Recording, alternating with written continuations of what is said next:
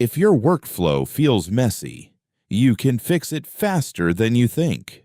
Not faster than you wish it would happen, faster than you've been led to believe it takes. Because here's what most agencies in the $5,000 to $20,000 range do when things feel chaotic. They spend weeks researching new tools, watching comparison videos, rebuilding their systems from scratch, and end up exactly where they started, just with more subscriptions and less time. That's not a workflow problem. That's a diagnosis problem. You're treating the wrong thing. In this video, I'm going to show you the 3 things that, if you get them right in the next 10 minutes, will make your agency feel completely different to run. We're not rebuilding your entire operation. We're not switching tools.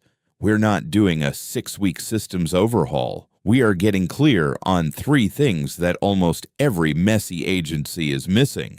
And once you see them, you can't unsee them. I've helped agency owners in this revenue range eliminate operational chaos without buying a single new piece of software. Every time it came down to the same 3 missing pieces. Let me show you what they are. Before we get to the fix, I want to address the way most agency owners think about this problem, because the framing almost always leads to the wrong solution. When things feel messy, the instinct is to say, "We have a workflow problem," and so you go looking for a better workflow. New tool, new template, new system.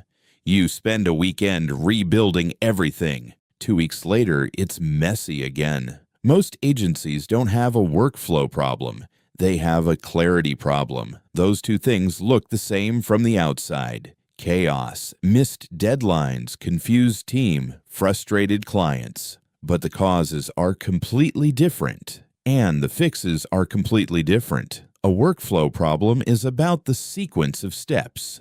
The process itself is broken, something needs to be redesigned. A clarity problem is about something much simpler. Nobody knows what stage a project is in, who's responsible for the next action, or where to find the current status. The work is happening, but it's invisible. Invisible work creates the feeling of chaos. You're not actually disorganized. You just haven't made your organization visible to your team. Here's how to tell which one you have. Look at your current project management setup and ask 3 questions. Can anyone on your team tell me right now what stage every active client project is in?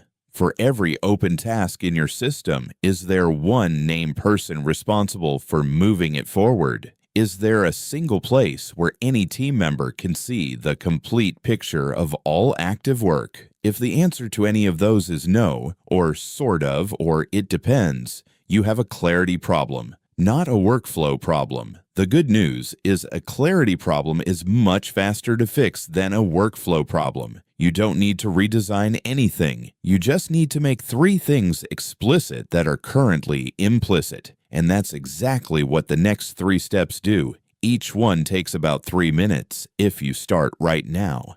Step 1. Define your stages. Map every client project to a stage your entire team can see and agree on. This one sounds obvious, and you've probably tried to do it before, but most agencies either never finish or end up with so many stages that nobody uses them. Here's the rule. You need enough stages to reflect what's actually happening, and not one more. For most agencies in this revenue range, 5 stages cover everything. 1. Intake. New request or project just landed, not yet started. 2.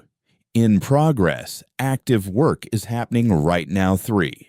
In review. Delivered internally, waiting for feedback or approval. 4. With client and the client's hands, waiting on their response. 5. Done, complete, approved, archived. That's it. 5 stages. Every project in your agency can live in one of those 5 buckets at any given moment. The reason this matters is not aesthetic, it's operational. When everyone on your team can answer, "What stage is this in?" without asking you, You've removed yourself as a bottleneck. Right now, if someone on your team needs to know where a project stands, what do?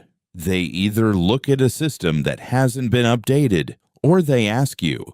Both of those options cost time. Both of them mean the information lives in your head instead of the system. When stages are defined and maintained, the system becomes the source of truth. Your team checks the board, not your calendar. One practical note: do this exercise with your team, not for your team. Spend 20 minutes on a call asking, what are the actual stages our work goes through? Let them name them. You'll get buy-in and accuracy at the same time. Common mistakes: too many stages. 10 plus means nobody updates them. Vague names: active and working are not stages. No, with client stage, this is where most things stall. Signs it's working: anyone can answer, where is Project X? In 10 seconds, stages get updated without you asking. Bottlenecks become visible. You see what's stuck. If you're watching this and you have a tool open right now, spend the next 3 minutes setting up those 5 stages. That's your first action item from this video. Step 2. Assign ownership. Every task needs one named person responsible for the next action, not a team. One person. This is the step most agency owners either skip or get wrong. And it's the step that, when done right, eliminates the most chaos fastest. Here's the rule: if a task is assigned to more than one person, it is assigned to no one. I know that sounds extreme, but think about how this plays out in practice. You assign a task to the design team. Tuesday comes and the task hasn't moved. You ask the team what happened. 3 people say they thought someone else was handling it.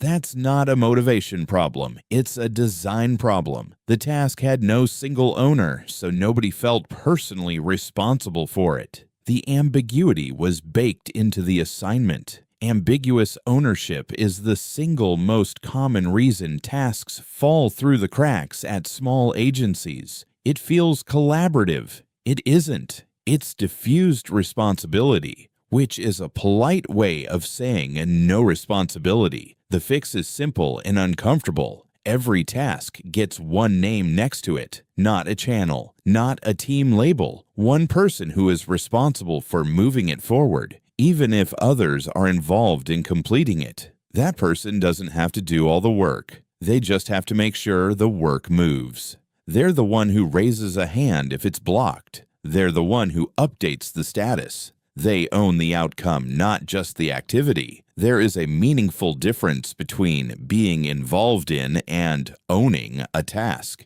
You want owners, not participants. Now, how do you implement this without stepping on your team's toes or making people feel micromanaged? Frame it as a favor to them, not surveillance of them. When someone owns a task, they have clarity about what they're responsible for. When nobody owns it, they carry the anxiety of not knowing whether they should be doing something about it. Ownership relieves that anxiety. Ownership in practice 1. Go through every open task in your system right now. Add one name to each 2. If you can't decide who owns it, that task probably needs to be split into smaller ones. 3. For recurring work, assign a standing owner, not a rotating whoever's free policy. 4. Review ownership weekly, not to check up, but to remove blockers before they stall. One final note on this step: ownership applies to client communication too. Who owns the relationship with each client? Who sends the weekly update? Who answers when they email? If the answer is whoever gets to it first, that's a clarity problem waiting to become a client problem. Name it, own it, move it forward. Step 3. Track everything in one place, one system, one source of truth. No side channels, no spreadsheets, no mental notes. You now have stages. You have owners. The final step is making sure all of it lives in a single place that every person on your team checks and trusts. This sounds obvious. It almost never is. Most agencies at this revenue stage have work scattered across 3 or 4 places: tasks in a PM tool, updates in a Slack thread, client notes in email, deadlines in someone's personal calendar, status updates in a Google Sheet someone built 6 months ago and forgot to update. When information lives in multiple places, your team spends their energy managing information instead of doing work. Every context switch between tools is time spent not delivering for clients. The fix is not buying a better tool. The fix is committing to one tool and eliminating the others for active project work. Here's what one place actually means in practice. 1. Every active client project with its current stage clearly marked. 2. Every open task with a single owner and a due date. 3. Any communication or notes relevant to the project, not buried in email. 4. The status of what's waiting on a client versus what's with your team. Your team should be able to start their day by opening one tab and knowing exactly what they need to work on. If they have to open 4 things to figure that out, your system is not working for them.